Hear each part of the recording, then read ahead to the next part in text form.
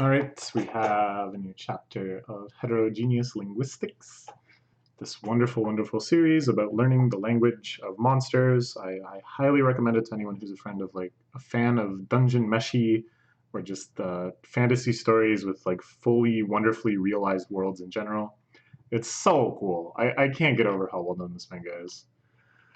And they've been sleeping here at the Village of Death, this kind of makeshift village that the lizard men set up. They've eaten a dragon. I wonder where they will head next. Kashu and Keko were already awakened about. This is his little wolf girlfriend, wolf girl space friend, not wolf girlfriend, that's traveling with him. Strangely dark today. Ooh, and a minotaur arrives right at the door. Ojimashimasu. What will happen here? It's that minotaur. He comes specifically looking for me. Any harm consider waiting for me for wake up. Most of the people I've met so far haven't shown that much interest in me. Yes, that's true. This seems to be kind of the major theme. Is not that people are hostile to him or curious about him, but mostly just kind of standoffish and like busy with their own stuff. And he's mostly just kind of been ignored. It's very funny. You know, this is how minotaurs are. Maybe it's just this one. Not interested in me, but my bag. Stomping it does must be their language, but watch carefully and try to figure it out. So yeah, before it was like stomping and scraping the ground to try to talk to him. Now, clamping its teeth, shaking its head. So is it trying to imitate languages that it thinks that he might know? Like, is this trying to work together to make a pigeon of some third-party language? And maybe this is like closer to the birds and the way the birds communicate. It's a composite of stomping, teeth clicking, and body movement. Oh, okay, maybe no. Maybe it's all one thing. Ooh, it mimics him here. Doesn't want to wake up the girl.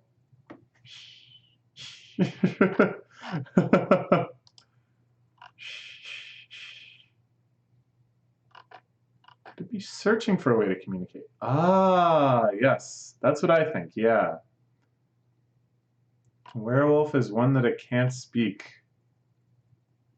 So he tries saying hello in werewolf, but it's having a hard time.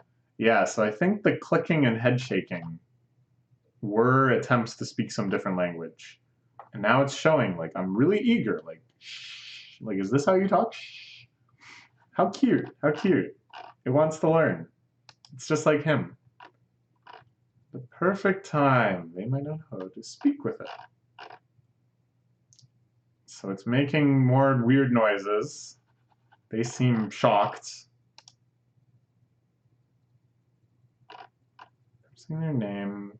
Chomp, clack, clack is that person's name. Signal to say I'm going to talk now. Take turns. Next it became switching between languages they each knew. Whoa, he lies back on the ground and claps his feet together. That's adorable. What an adorable way to talk. Oh man. It's like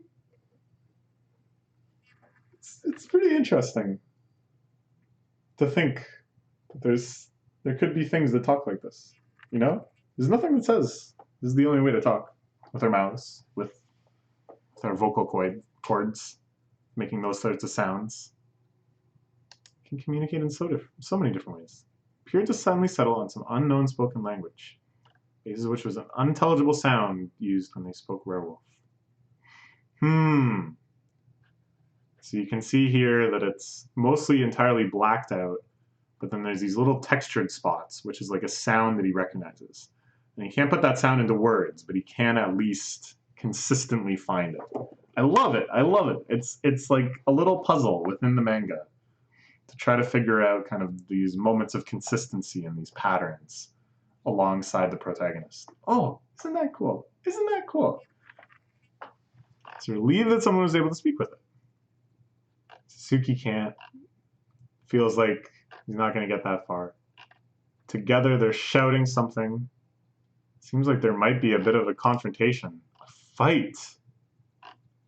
Conversation got more heated. Don't know what they're saying, so I can't stop them. What do you do here? Yeah, this is getting a little tense. Normally, this manga has been very, very cozy and positive and not like full of frightening and death and things like that. So I don't know, like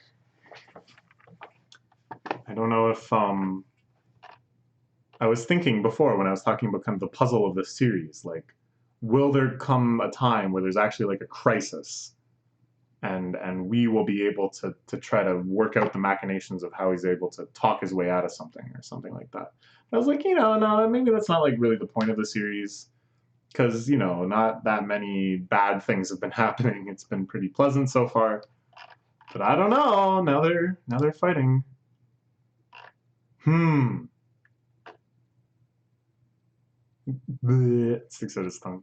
It's cute. Bleh. Suddenly it turned towards us and the fight ended, almost as if nothing had happened. Maybe that wasn't a fight at all. And yeah, they just went back to chatting in the lizard man language about whatever, the winter coming, sure. Didn't want to be rude, I had to know what happened. Why are you mad? Not mad anymore. We stopped. All good. It's to mix the fight.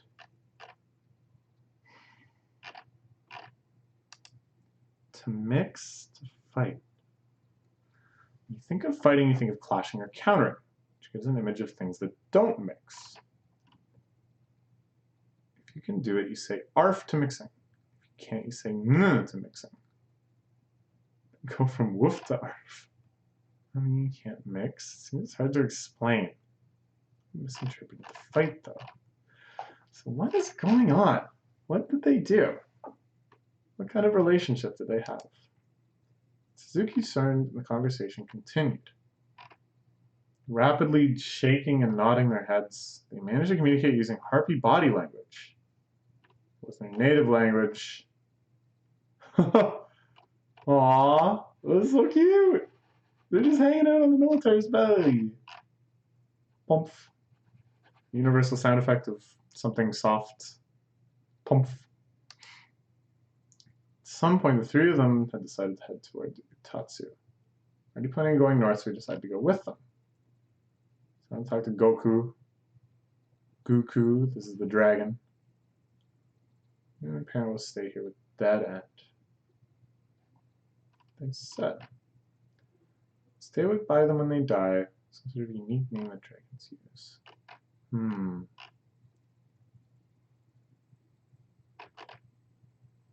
Dead End.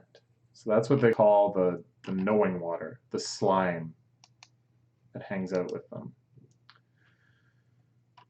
10 a.m. we depart from the village of death. They're on the move again. Now with a minotaur. The conversation barriers are becoming more and more intense. Before, the lizard men and the wolf people he could talk with, but the minotaur hasn't really been able to make much headway. And that's it. Another fantastic chapter. Another lovely installment.